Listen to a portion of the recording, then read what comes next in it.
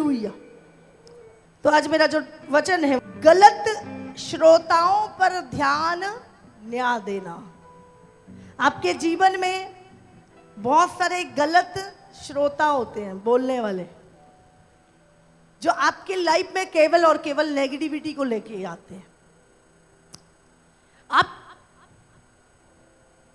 हमेशा रहेंगे वो आपकी लाइफ में, पर आपको ध्यान देना है कि आप किसकी सुनते हो। आप कहते तो हो कि आप प्रभु के हो, पर आप मानते शैतान की हो। हाँ कि ना? मानते नहीं मानते? बोले नहीं मानते, अभी बताती हूँ। हाँ, हम हैं परमेश्वर के, तो हमें किसकी माननी है? लेकिन परमेश्वर से अधिक हम शैतान की मानते हैं। उसकी बातों पे ज्यादा विश्वास करते हैं, उसके कहे हुए पे ज्यादा विश्वास करते हैं। हालेलुया। मत्ती 7 उसका 22 और 23 पढ़े। उस दिन बहुत से लोग मुझसे कहेंगे, हे प्रभु, क्या हमने तेरे नाम से भविष्यवाणी नहीं की, और तेरे नाम से दुष्ट आत्माओं को नहीं निकाला, और तेरे नाम से बहुत से आश्चर्य कर्म नहीं किए? तब मैं उनसे खुलकर कह दूंगा, मैंने तुमको कभी नहीं जाना। हे कुकर्म करने वालों, मेरे पास से चले जाओ। हालेलुया। यहाँ पर बहुत बार हमें लगता है कि हम परमेश्वर की सुन रहे हैं। बहुत बार लोगों को लगता है हम परमेश्वर की सुन रहे हैं, लेकिन वो असल में सुन शैतान की रहे होते हैं। इसीलिए प्रभु क्या कहता है, उस दिन, जिस दिन यीशु मसीह आएगा, न्याय के दिन, बहुत से मेरे पास आके कहेंगे, हे प्रभु, क्या मैंने तेरे नाम से दुष्ट आत्माएं नहीं निकाली, बीमारों को चंगा नहीं किया, मैंने तेरे नाम से भविष्यवाणियां नहीं करी? लिखा है, प्रभु कह देगा, हे कुकर्म करने वालों, मुझसे दूर हो जाओ, मैं तुम्हें जानता भी नहीं हूं। हालेलुया। ये ऐसे लोग होंगे जो पवित्र आत्मा की आवाज सुन के नहीं चल रहे, सिर्फ अपने आप को खुश कर रहे हैं या लोगों को खुश कर रहे हैं, या तो लोगों की सुन के चल रहे हैं या खुद की सुन के चल रहे हैं, पवित्र आत्मा की सुन के नहीं चल रहे। प्रभु कहता, मैं तुम्हें जानता भी नहीं। हालेलुया। इसीलिए आज हमें क्या जरूरत है? पवित्र आत्मा की आवाज को सुनना। प्रकाशित वाक्य 12:9। तब वो बड़ा अजगर, अर्थात वही पुराना सांप जो इब्लीस और शैतान कहलाता है और सारे संसार का भरमाने वाला है। किसका भरमाने वाला है? सारे संसार का भरमाने वाला है, पृथ्वी पर गिरा दिया गया और उसके दूत उसके साथ गिरा दिए गए। कौन है वो? सारे संसार को भरमाने वाला।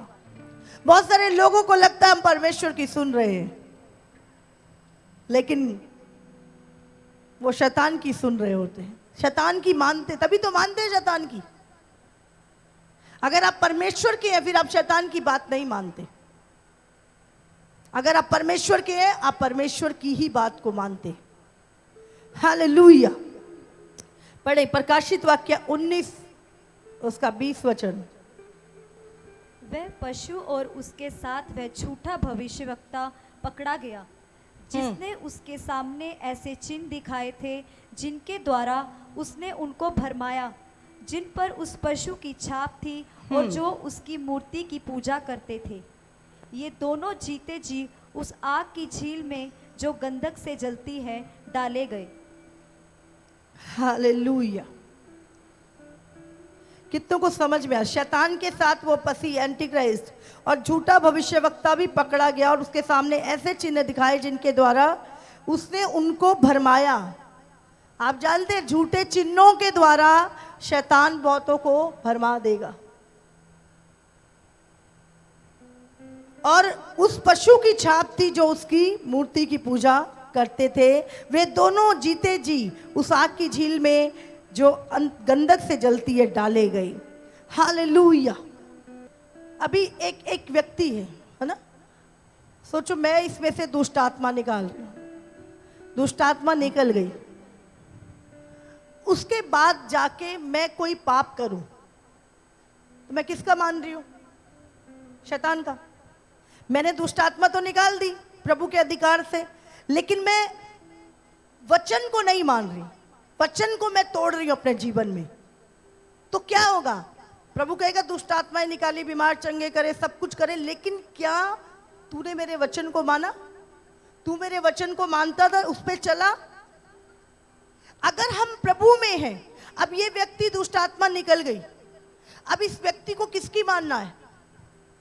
किसके वचन को मानना है? परमेश्वर के वचन को मानना है, तब ये परमेश्वर के राज्य में जाएगा। कितनों को समझ में आ रही? हम अब ये प्रभु की बन गई, अब जब ये प्रभु की बन गई तो अब इसको मानना किसकी है बात? परमेश्वर की बातों पे को मानना है। अगर अभी भी हम हैं प्रभु के, पर मानते अभी भी हम शैतान की। क्यों? क्योंकि हमारे पास गलत लोग हमारे आसपास हैं। आज बहुत सारे लोग धोखा खा रहे हैं, उनको लग रहा है वो पवित्र आत्मा की सुन रहे हैं, उनको लग रहा है वो प्रभु में सही चल रहे हैं, पर वो शैतान की सुन रहे हैं, शैतान की बातों को मान रहे हैं। हालेलुया। शैतान की बातें क्या? जो वचन को तोड़ रहे हैं। हाँ, अभी आगे समझेंगे इसे। गिनती 13 निकालो। गिनती 13 में अगर हम पढ़े तो उसका 1 में लिखा है, फिर यहोवा ने मूसा से कहा, कनान देश जिसे मैं इस्राएलियों को देता हूं, उसका भेद लेने के लिए पुरुषों को भेज, उनके पितरों के प्रति गोत्र के एक प्रधान पुरुष को। और हम इसका 29 पढ़ेंगे। दक्षिण देश में अमालेकी बसे हुए हैं और पहाड़ी देश में हित्ती, यबूसी और एमोरी रहते हैं, और समुद्र के किनारे किनारे और यरदन नदी के तट पर कनानी बसे हुए हैं। 22वीं पढ़ेंगे। वो दक्षिण देश होकर चले और हिब्रोन तक गए, वहां अहीमन, शैशे और तलमे नामक अनाकवंशी रहते थे। हिब्रोन मिस्र के सोवन से 7 वर्ष पहले बसाया गया था। हम यहां पर देखते हैं परमेश्वर ने जब इजराइलियों को मिस्र देश से निकाला तो उनके साथ एक वायदा किया परमेश्वर ने कि मैं तुम्हें प्रॉमिस लैंड में पहुंचाऊंगा, वाचा का देश जो तुम्हारा अपना देश होगा, और उस देश में दूध और मधु की धाराएं बहती होंगी, और वहां पर जो घर बने हुए हैं ऑलरेडी उनमें तुम बसोगे, वहां के पेड़ों के फल तुम खाया करोगे। तो प्रभु ने उनको प्रॉमिस लैंड का वायदा दिया। और आप जानते हैं जब यूसुफ मिस्र में आया और उसके बाद पूरे मिस्र में अकाल पड़ गया, और बाइबल में बताते हैं कि यूसुफ के जितने भी घर वाले थे उस अकाल के कारण वो प्रॉमिस इज़राइल छोड़कर मिस्र में आ गए थे। उस समय उनकी गिनती 70 थी। कितनी थी? 70 लोग थे और वो मिस्र में बस गए। और प्रभु ने उनको इतना बढ़ाया कि उनकी जो संख्या थी वो लाखों हो गई। और 200 साल से कोई भी अपने प्रॉमिस लैंड मिस्र में, इज़राइल में वापस नहीं गया था।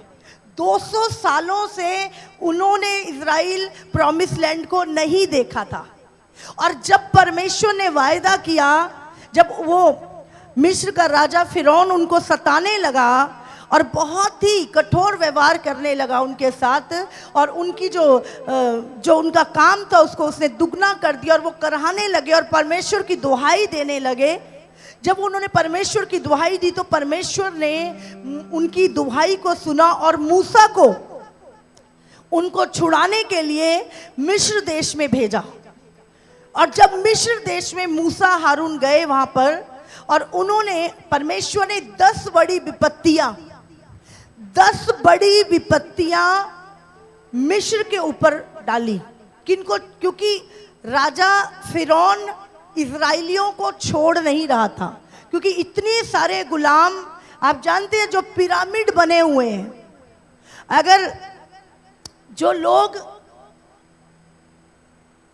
भू वैज्ञानिक होते हैं, जो उन्होंने जब खोज की कि वो कौन सी सदी में बने थे, जब ये लोग जो इजराइली थे वो मिस्र देश में गुलाम थे, उस समय पर जब हिस्ट्री और बाइबल को टैली किया जाता है, मिलाया जाता है, तो ये वही समय था जब मिस्र के पिरामिड बनाए गए थे और जो इजरायली लोग थे वो वहां पर गुलाम थे। हालेलुया।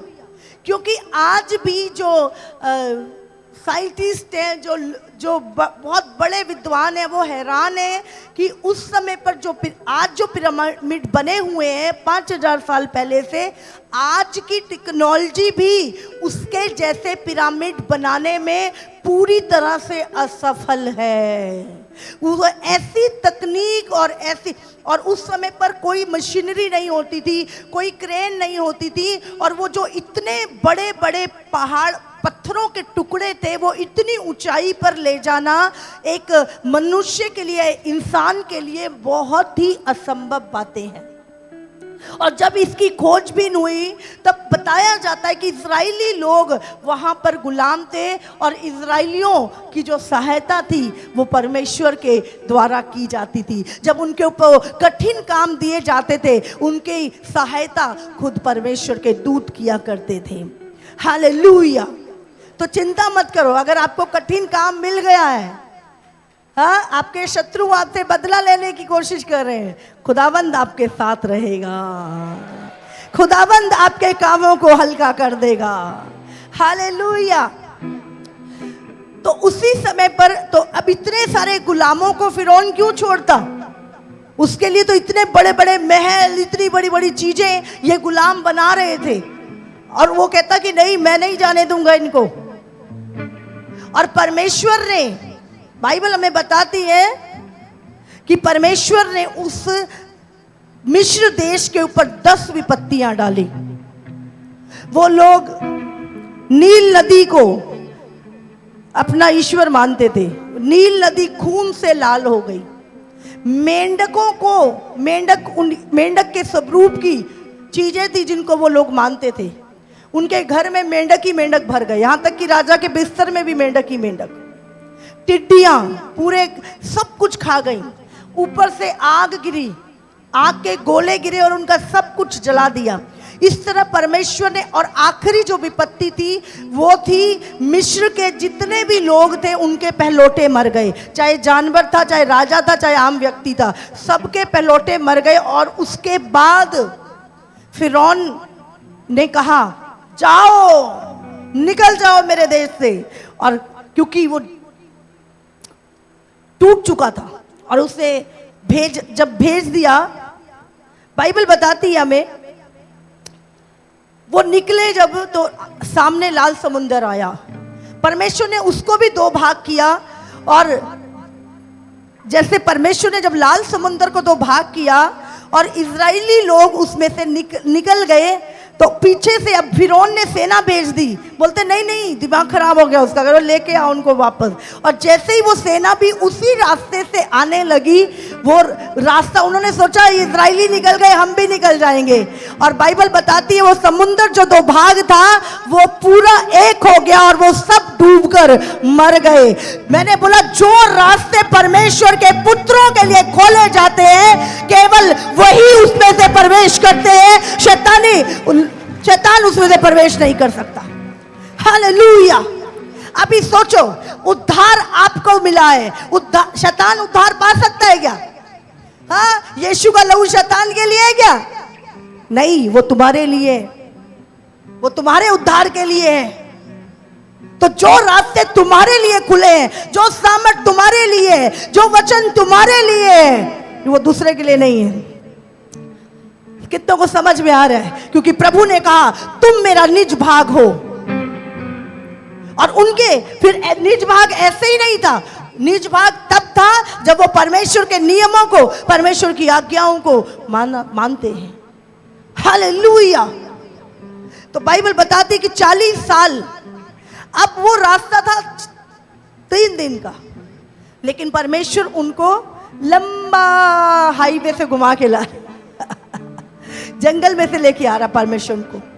अब परमेश्वर रास्ते में क्या हो रहा है, मैं आपको क्या बताना चाहती हूं।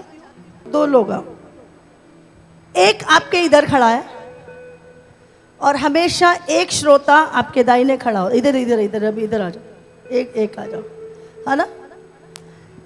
एक है बुद्धिमान की संगति, समझ रहे हैं, बुद्धिमान की संगति।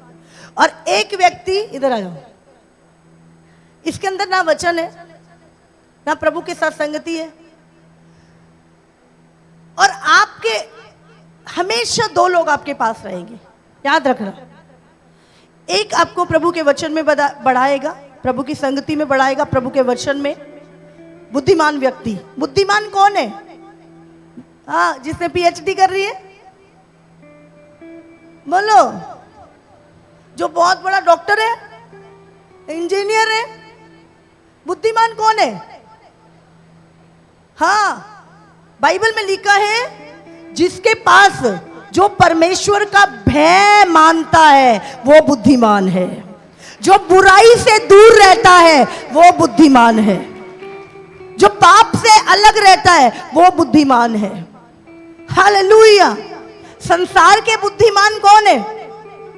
संसार के बुद्धिमान है जो बड़ी पोजीशनों पे है, हाँ, जो पढ़े लिखे हैं, वो संसार के, बल्कि पढ़े लिखे मूर्ख जिनको बोलते, जिनको बड़ों से बात करने की तमीज नहीं है, जिनको कैसे लोगों से व्यवहार करना नहीं पता, उनको बुद्धिमान कहते हैं लोग। लेकिन प्रभु की नजर में बुद्धिमान कौन है? जो परमेश्वर का भय मानता है, जो बुराई से दूर रहता है, वो बुद्धिमान व्यक्ति है।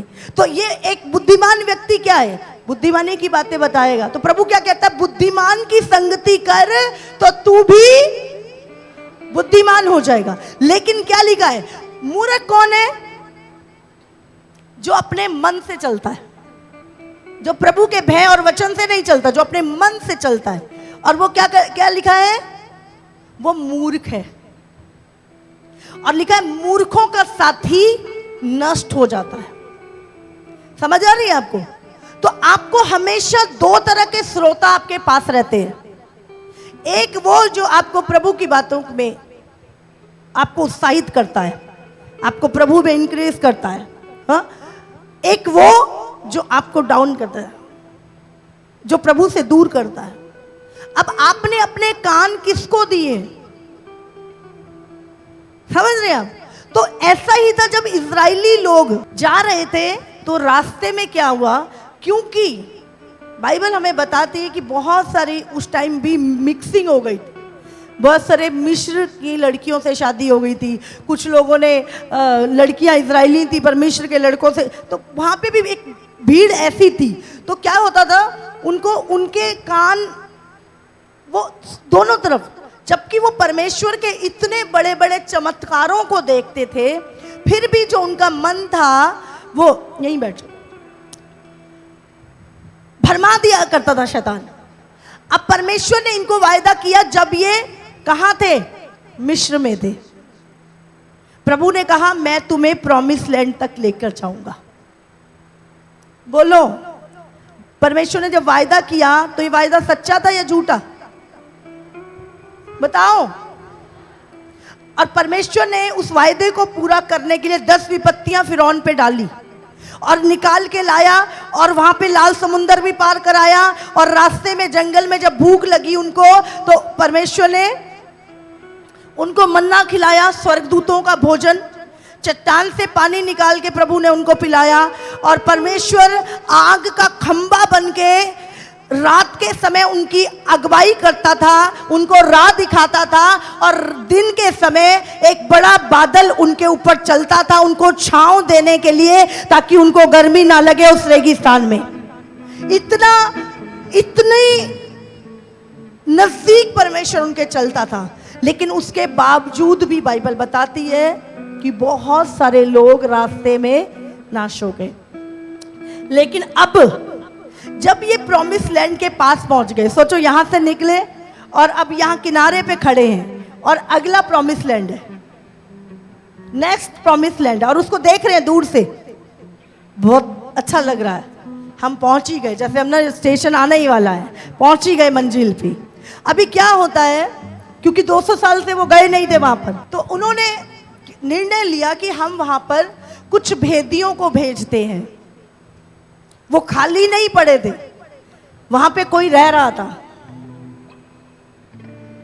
और अब वहां पे कौन रह रहा था, बताया जाता है कि वहां पे अनाकवंशी रहते थे। अनाकवंशी कौन थे? वो दैत्य थे। गोलियत जो था जिससे दाऊद लड़ा था, वो 9 फुट का था, लेकिन बताया जाता है यरीहो के अंदर जो अनाकवंशी रहा करते थे वो 13-13 फुट के होते थे, और 4-4 फुट वो चौड़े होते थे, और 13-13 फुट उनकी हाइट होती थी। कुछ इस तरह के हम देख सकते हैं। ऐसे जाइंट्स रहा करते थे, और 7 प्रकार की प्रजातियां, एमी, जुम्मी, ऐसे 7 तरह की जो अनाकवंशी थे वो वहां पर रहते थे। उनके अलग अलग नाम थे। और जब इन्होंने निर्णय लिया कि हम उस देश में जाएंगे और वहां का भेद लेंगे और देखते हैं कैसे हम वहां पर रह पाएंगे। अब प्रतिज्ञा करने वाला कौन है, बोलो? और उनको मिस्र से निकालने वाला कौन है? 40 साल उनको जिंदा रखने वाला कौन है? उनके आगे आगे चलने वाला कौन है?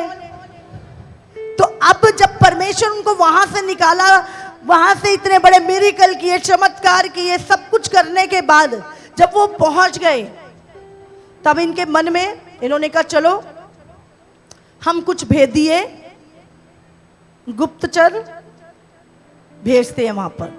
और उन्होंने 12 लोग, क्योंकि 12 गोत्र थे और 12 गोत्रों का एक एक प्रधान चुन के 12 लोगों को उन्होंने इज़राइल कनान देश के अंदर भेज दिया। और जब वो गए वहां पर, कुछ वचनों को हम पढ़ेंगे, 13 का 30-29। दक्षिण देश में अमालेकी बसे हुए हैं, और पहाड़ी देश में हित्ती, यबूसी और एमोरी रहते हैं। हाँ। और समुद्र के किनारे यहाँ पर क्या थे, दोबारा इसको धीरे धीरे पढ़ेंगे हम, पढ़ो। दक्षिण देश में अमालेकी बसे हुए हैं, और पहाड़ी देश में हित्ती, यबूसी। ये कौन थे? ये दैत्य थे, ये अनाकवंशी थे, और ये इनके नाम थे कि हाँ, क्या क्या पढ़ो दोबारा, एक एक करके पढ़ना। अमालेकी, पहाड़ी देश में हित्ती, यबूती, एमोरी रहते हैं, और समुंदर के किनारे और यर्दन नदी के तट पर कनानी बसे हुए हैं। और 22 भी पढ़ेंगे। वे दक्षिण देश से होकर चले और हेब्रोन तक गए। वहाँ अहीमन, शैशे, तलमे नामक अनाकवंशी रहते थे। मैंने बताया 7 तरह की प्रजातियां, समझ रहे आप? और कितना साइज था, दिखाओ जरा, कितने साइज के थे ये लोग? 13 फुट और 4-4 फुट चौड़े। इतने बड़े महादैत्य थे ये। और जब वो लोग वहां पर गए, 26 से 29 तक पढ़ो। और पारान जंगल के कादेश नामक स्थान में मूसा और हारून और इस्राएलियों की सारी मंडली के पास पहुँचे, और उनको और सारी मंडली को संदेश दिया, और उस देश के फल उनको दिखाए। यहाँ पे हम देखते हैं कि जब वहां पर ये 12 भेदिए गए, अब इनमें से जो 10 थे उनके व्यूज अलग थे, और जो 2 थे उनके अलग थे। देखो 12 लोग इकट्ठे हैं, पर 2 की नजर अलग नजरिया है देखने का और 10 का अलग नजरिया है। अब जो 10 है, अब जब ये वापस आए, जब 12 के 12 जब वापस आए 40 दिन के बाद, तो वहाँ के जो लोग थे, इजराइली लोग, इनकी बाट जोड़ रहे थे कि कब ये वापस आएंगे और हमें बताएंगे, क्योंकि वो बहुत एक्साइटेड थे, बहुत ज़्यादा, कि हम लोग कब प्रॉमिस लैंड में पहुँचेंगे, कब हम वाचा के देश में पहुँचेंगे जो परमेश्वर ने हमारे लिए रखा है। तो जब ये लोग वापस आए तो फटाफट कुछ लोग उनके पास आए और उनसे पूछने लगे, और जब उनके पास आए तो यहाँ पर 2 लोग थे जिनका नाम था यहोशू और कालेब, और 10 अलग लोग थे। और जैसे ही वो आए तो उन्होंने उनको वो फल दिखाए जो वो उस देश से लेकर आए थे। हालेलुया। क्योंकि यहोशू ने बोला, मूसा ने बोला था कि जब तुम वहाँ पे जाओ तो कुछ फल लेके, जो उनके प्रधान थे इस्राएलियों के, उन्होंने बोला कुछ फ्रूट लेकर आना वहाँ से। तो जब वो लेके आए तो वहाँ के जो फल थे वो बहुत ही, अनार, वहाँ पर बहुत अंगूर और बहुत सारी अंजीर पैदा होता था, बहुत सारे फ्रूट थे जो वो लेकर आए वहाँ से।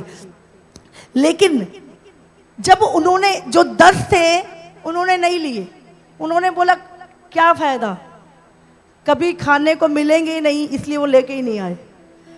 कभी हो ही नहीं सकता कि हम इस देश को जीत सके, क्योंकि वहाँ के जो गढ़ थे, बाइबल हमें बताती है, वहाँ की जो शहरपनाह थी, वहाँ की जो दीवारें थी, 13-13 फुट चौड़ी दीवारें थी, जिसके ऊपर एक रथ, 2 गाड़ियां चल सकती हैं। इतनी बड़ी बड़े मोटी दीवारें वहां पे हुआ करती थी। समझ रहे हैं आप? और इतने बड़े बड़े गढ़ों को एक निहत्ती जाति किसी भी तरह से तोड़ नहीं सकती थी। और उन्होंने जब देखा कि वहां पर अनाकवंशी, और उन्होंने बोला अरे इनके सामने तो हम टिड्डे कैसे दिखते हैं। मैं समझ रहे, आप खड़े हो और आपके सामने एक टिड्डी पड़ी है, तो आप उसको कुछ समझोगे? कुछ नहीं है वो। तो वो भी इतने लंबे चौड़े थे कि जो आम हम जैसे इंसान थे वो उनको टिड्डियों के समान, मतलब पैर से ही कुचल दे, 50 को तो पैर से ही कुचल दे वो। तो जब उन्होंने देखा उनकी ओर, और उनके पास जो हथियार थे, कहते बड़े बड़े रथ हुआ करते थे उनके पास, लोहे के, और वो बहुत ही विशालकाय होते थे। तो ये झूठ तो नहीं था, ये सच। वहां पे बड़े गढ़ थे, ये सच है कि नहीं? सच है। वहां पे बहुत बड़े बड़े दानव थे, ये सच है कि नहीं? उनके पास बड़े हथियार थे, ये सच है कि नहीं? बोलो, सच है, ये थे वहां पर। और जो वो देख के आए थे वो झूठ नहीं बोल रहे थे, वो सच ही बोल रहे थे। हालेलुया।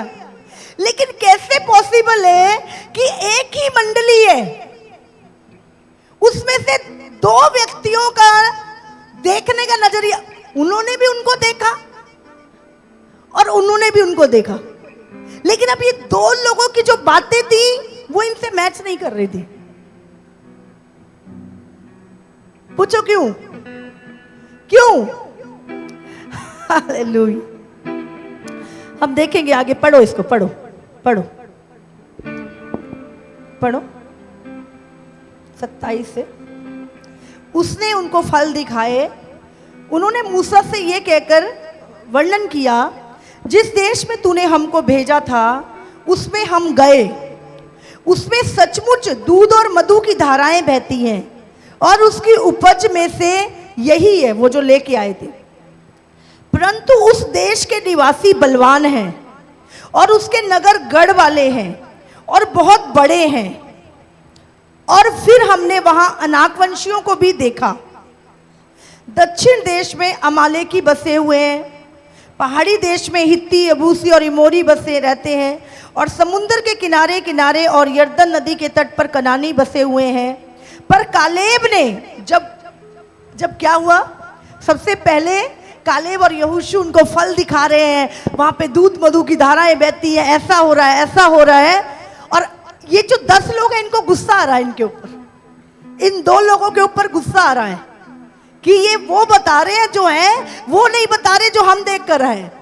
हाँ, और जब वो उनको बताने लगे, भीड़ को बताने लगे, वहां तो नागवंशी है, बड़े गढ़ वाले हैं, ये है वो है, तो उसी समय उनके अंदर क्या आने लगा?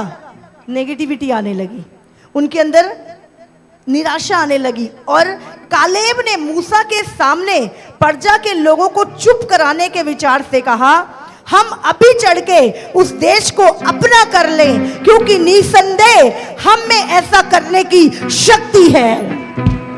हालेलुया। अभी जब भीड़ क्या है, निराश होने लगी वो 10 लोगों के व्यू सुनकर, तो एकदम से उसने भीड़ को चुप कराया और उन 2 लोगों ने बोला, निसंदेह हम अभी उस पर चढ़ के उसको जीत लेने की शक्ति हमारे अंदर है। हालेलुया। हालेलुया। समझ रहे आप? और आगे लिखा है, पर जो पुरुष उसके संग गए थे, उनके संग गए थे, उन्होंने कहा, उन लोगों पर चढ़ने की शक्ति हम में नहीं है। अभी देखो 12 लोग हैं, 10 लोगों के व्यूज अलग हैं और 2 के अलग हैं, क्योंकि वे हमसे बलवान हैं। और उन्होंने इजराइलियों के सामने उस देश की जिसका भेद उन्होंने लिया था, ये कहकर निंदा की, ये देश अपने भेद जिसका भेद हम लेने गए थे, ऐसा है जो अपने निवासियों को निगल जाता है। और जितने पुरुष हमने उसमें देखे वे सब के सब बड़े डील डॉल वाले हैं। फिर हमने वहाँ नपीलियों को, अर्थात नपीली जाति वाले अनाक वंशियों को भी देखा, और हम अपनी दृष्टि में उनके सामने टिड्डे के समान दिखाई देते हैं, पड़ते थे, और ऐसे ही उनकी दृष्टि में मालूम पड़ते थे। और अगर हम इसको देखें, इसका प्रकाशित वाक्य हमें बताता है कि यदि तू जय पाए, अगर हम 2:3 में पढ़े, तो परमेश्वर ने हमें बोला, आज हमारे सामने हित्ती अमोरी तो नहीं है, पर दुष्ट आत्माएं हैं। हाँ, है कि नहीं है? प्रभु ने क्या वो, तुम जयवंत हो।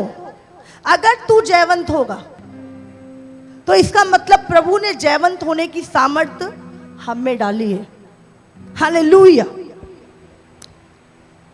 अब 40 दिनों में कुछ समस्याओं को देख रहे हैं और कुछ लोग आशावान हैं। हालेलुया। कुछ लोग आशावान है वहां पर। अब जो कालेब और यहोशू है, वो कह रहे हैं वहां पे बड़े बड़े दानव हैं। कालेब और यहोशू कह रहे हैं हमारी प्रॉब्लम नहीं है, परमेश्वर की प्रॉब्लम है।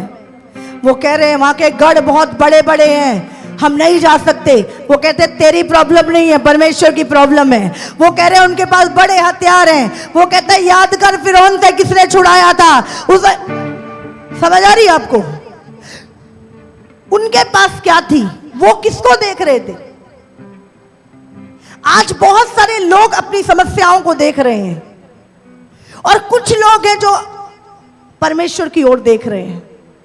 हालेलुया। यहां पे 2 लोग जो थे, हाँ, वो क्या कह रहे हैं? समस्या कितनी भी बड़ी है, पहले नहीं निकाला परमेश्वर ने, अब भी निकालेगा। वही है, परमेश्वर बदला नहीं है। वो आजकल और युगानुयुग एक सा है। जिसने समुद्र के 2 भाग किए, वो इन अनाक वंशियों को भी मारे। हालेलुया। लेकिन क्या आप सुनते किसकी हो?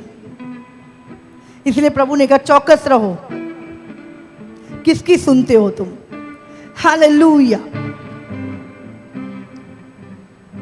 उनकी नजर कहां पर थी? आज आपकी नजर कहां है, परमेश्वर पर या शैतान पर? बोलो। अगर शैतान पे है तो आप डरोगे, आप निराश रहोगे, लेकिन अगर परमेश्वर पर है तो आप जयवंत होगे। आमीन। आप जयवंत से बढ़कर हो। हालेलुया। हालेलुया। 40 दिन के बाद जब वो लौटे, 10 का एक ग्रुप और 2 का एक ग्रुप, 10 लोग नेगेटिव चीजें बोल रहे थे और 2 लोग कह रहे थे अरे अभी हम उन पे चढ़ाई करके उनको जीत लेंगे। हालेलुया। और वो लोग क्या लेके आए? अपने साथ अंगूर के गुच्छे लेके आए, अनार लेके आए, अंजीर लेके आए। उन्होंने कहा हाँ अब हम इसे रोज खाया करेंगे। लेकिन जो 10 थे वो कहते कोई फायदा नहीं ले जाने का, खुश होने की जरूरत नहीं है, मिलना ही नहीं कभी। वो लेके ही नहीं आए। समझ रहे आप? वो लेके ही नहीं आए। वो लेके कोई फायदा नहीं है, कभी जीत ही नहीं सकते। उनके पहले से वो हार मान चुके थे। आज आपको ध्यान से समझना है चीजों को। आज हो सकता है आज हम लोग कह रहे हैं यीशु मसीह आने वाला है, रैप्चर होने वाला है,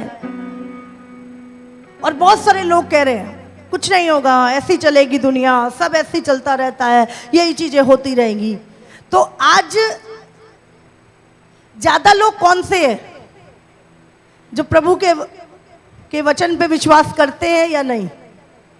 बोलो, आज कौन से लोग ज्यादा है हमारे आसपास जो विश्वास नहीं करते? विश्वास करने वाले थोड़े हैं। कितने थे? ना करने वाले कितने थे? 10। और करने वाले कितने थे? तो आप उस ज्यादा भीड़ की, क्योंकि वो ज्यादा है, ये ज्यादा है इसलिए सच बोल रहे होंगे, ऐसा नहीं है। वो भले चाहे 2 हैं, पर आपको ज्यादा के कारण नहीं, पर सच्चाई को मानना है, आपने सत्य को मानना है। हालेलुया। ज्यादा आवाजों के पीछे नहीं, लेकिन सच्चाई की चाहे एक आवाज है उसके पीछे चलो। Hallelujah, hallelujah. तो ज्यादा लोग जो बोल रहे हैं उनकी सुनना है या सच्चाई की सुनना है? बोलो। नहीं ये तो भीड़ है, इतनी भीड़ गलत थोड़ा नहीं हो सकती है, इतने लोग कह रहे हैं कुछ नहीं होगा, कुछ नहीं। अब तो जो कुछ नहीं वाले भी कह रहे हैं कुछ होने वाला है। अब तो संसार के लोग भी कह रहे हैं कुछ होने वाला है। हालेलुया। अभी 12 लोग हैं, वो एक ही चीज को देख रहे हैं, पर इनका दृष्टिकोण अलग है और इन 10 का अलग है। कैसे? क्योंकि ये लोग समस्या को देख रहे हैं जो बड़ी है, रियल में बड़ी है, लेकिन ये 2 लोग पिछले मिरेकल्स को देख रहे हैं जिसे परमेश्वर ने किया और वो यहां तक पहुंचे।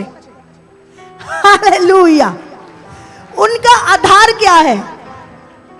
उनके विश्वास का आधार क्या है? पिछले काम है जो परमेश्वर ने उनके जीवन में किए थे। फिरौन के चुंगल से परमेश्वर ने निकाला उनको, लाल समुंदर के 2 भाग किए, बड़े बड़े मिरेकल परमेश्वर ने किए। तो वो अपनी सहायता से थोड़ा नहीं निकले थे, तो वो जानते थे कि ये अगर परमेश्वर ने वायदा किया है तो ये वायदा पूरा भी वही परमेश्वर करेगा।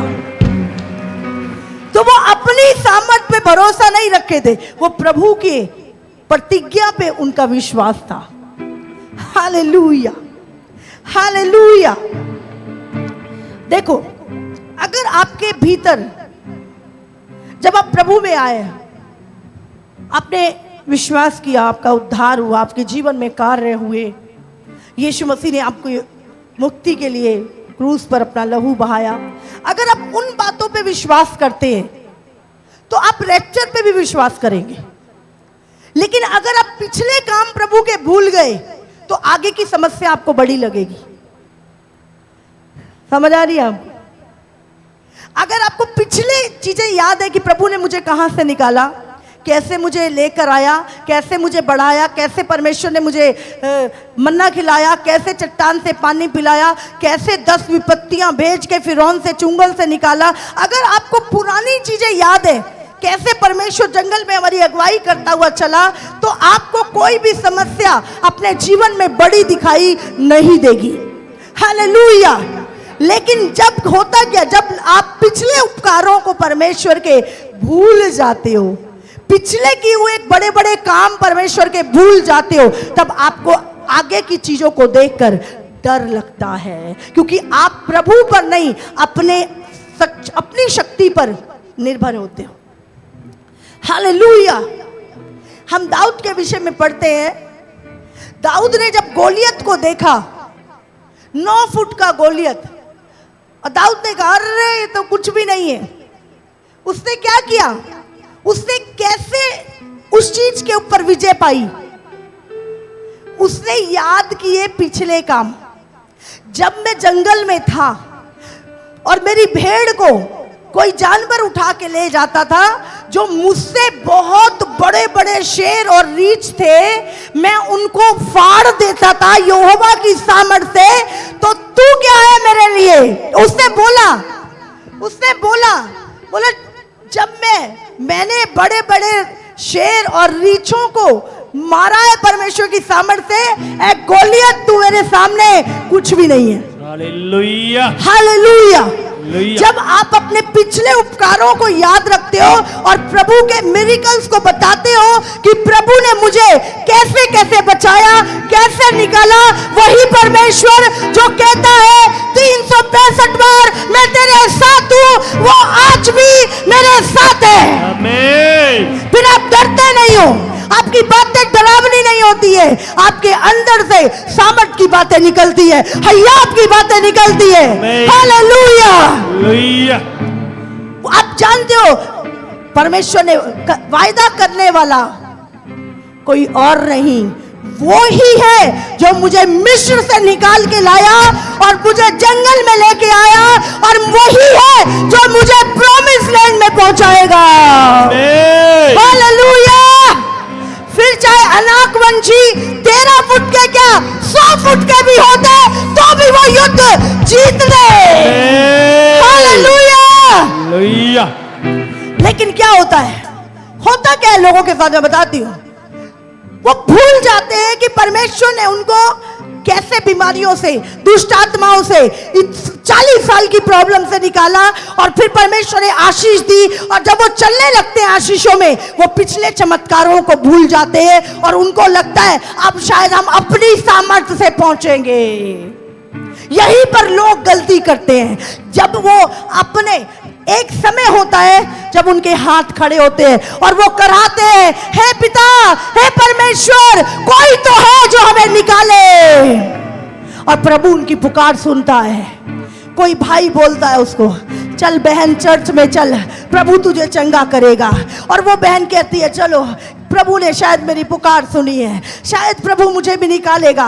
एक व्यक्ति गवाहियां सुनता है चर्च में आकर, उसके अंदर विश्वास आता है, जब उसके लिए प्रार्थना होती है, वो अपनी 20 साल की 40 साल की प्रॉब्लम से आजाद हो जाता है।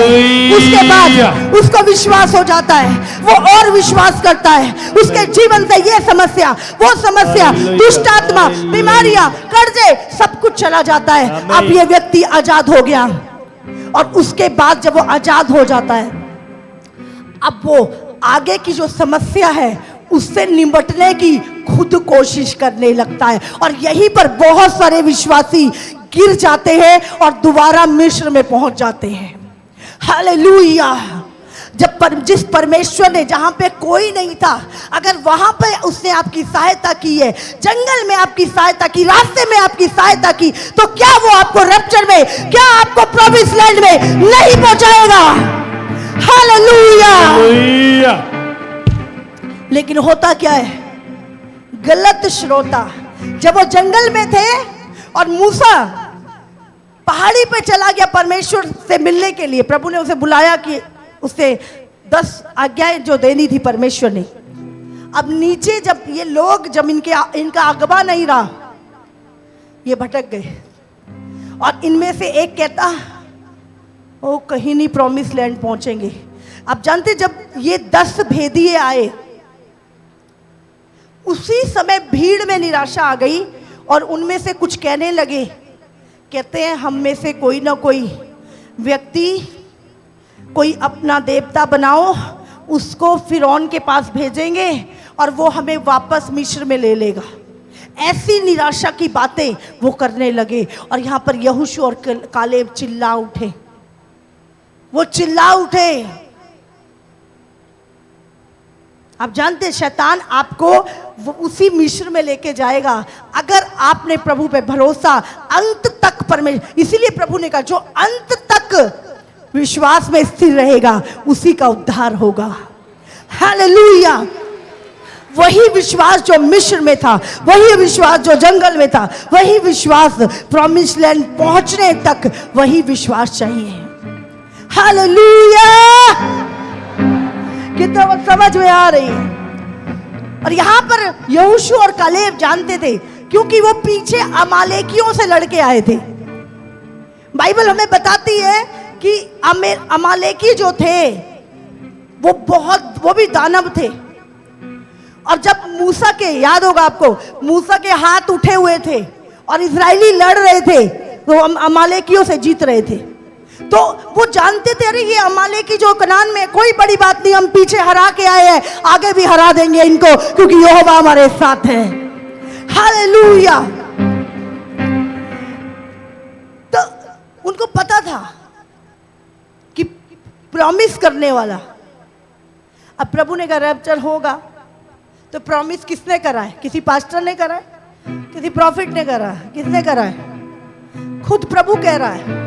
खुद प्रभु का वायदा है, मैं तुम्हें अपने साथ ले जाऊंगा, जहां मैं रहूं वहां तुम भी रहो। तो अब हम दुनिया पे विश्वास करें जो कहे तुम तो मूर्ख हो, या परमेश्वर के वचन पर विश्वास करें? बोलो। तो आजकल आपको ज्यादा आपको परमेश्वर के राह से हटाने वाले मिलेंगे, पर कम संख्या होगी उनकी जो आपको उस अंत तक लेके जाने, प्रॉमिस लैंड तक लेके जाने वाले होंगे। तो आपको सच्चाई की आवाज सुननी है, ज्यादा की आवाज नहीं सुननी। हालेलुया। कितनों को समझ आ रही है? हाँ।